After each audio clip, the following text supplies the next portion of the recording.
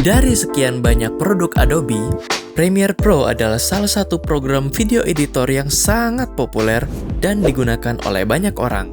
Mulai dari vlog, MV, animasi, stop motion, hingga film-film pun dapat dibuat dengan Premiere Pro. Bahkan studio-studio kelas kakap yang memproduksi film-film terkenal seperti Gone Girl, Avatar, dan Deadpool, mereka menggunakan Premiere Pro sebagai software pilihannya. Sebenarnya sih ada banyak sekali video editor yang bisa kita pakai, seperti Final Cut Pro, Filmora, Camtasia Studio, Sony Vegas, DaVinci Resolve, bahkan di HP pun bisa dengan memakai KineMaster dan Filmora Go. Tapi, kita lebih memilih Premiere Pro karena popularitas dan kemampuannya untuk membuat berbagai macam video bagi siapapun. Kenapa popularitas itu penting?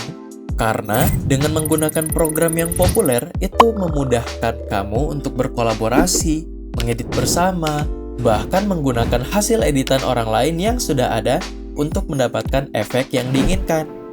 Populer juga berarti kamu bisa dengan mudah mencari tutorialnya dimanapun untuk melakukan apapun. Inilah yang membuat kemampuan Premiere menjadi tidak terbatas. Dengan learning curve yang tidak terlalu menanjak, Premiere adalah program yang simple yet powerful. Kali ini aku akan memperlihatkan kalian sekilas tentang workflow di Premiere. Ketika kalian pertama kali membuka Premiere, kalian akan dihadapkan dengan loading screen seperti ini. Lalu kalian dapat membuat project baru dengan menekan New Project. Kalian bisa ketik nama project kalian, dan kalian dapat memilih tempat simpan project kalian. Aku akan menyimpannya di folder tutorial.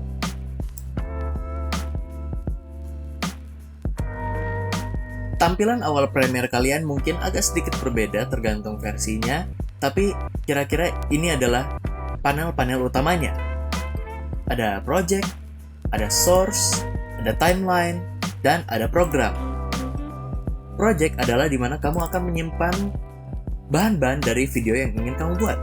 Kamu dapat mengklik 2 kali atau bisa drag and drop. Lalu, kamu dapat memilih atau melihat footage-footage yang kamu punya di source. Kamu dapat memasukkan footage-nya dengan cara drag and drop ke timeline.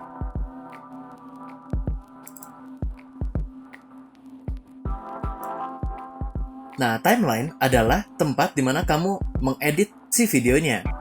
Kamu dapat melakukan cutting, kamu dapat mengatur video mana yang harus di-play duluan, kamu dapat mengatur urutan videonya. Banyak sekali yang bisa kamu edit, bahkan kamu bisa memberikan efek-efek kepada klipnya. Program adalah di mana kamu dapat melihat hasil editanmu. Kamu bisa menekan play,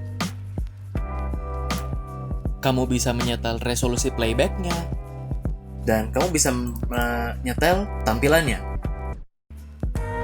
Dari penjelasan singkat mengenai alur kerja pengeditan di Premiere tadi, semoga kalian bisa lebih terbayang apa yang akan kita bahas ke depannya.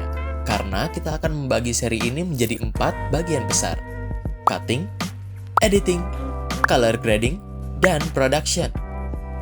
Cutting akan menjelaskan tentang persiapan kita di Premiere sampai sebelum tahap memasukkan efek.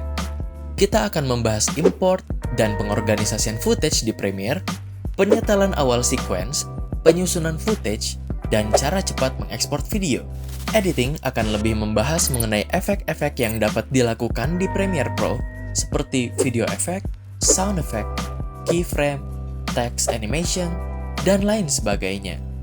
Color grading akan membahas mengenai seluk-beluk dunia perwarnaan video menggunakan Lumetri Color di Premiere Pro.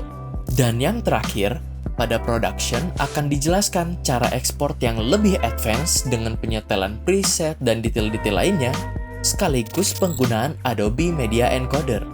Diharapkan dengan seri ini, kalian tidak hanya menghafal instruksinya saja, tapi akan mendapatkan insight, pemahaman yang lebih dalam mengenai tools-tools yang terdapat di dalam Premiere, sehingga kalian dapat bereksplorasi lebih lanjut di rumah.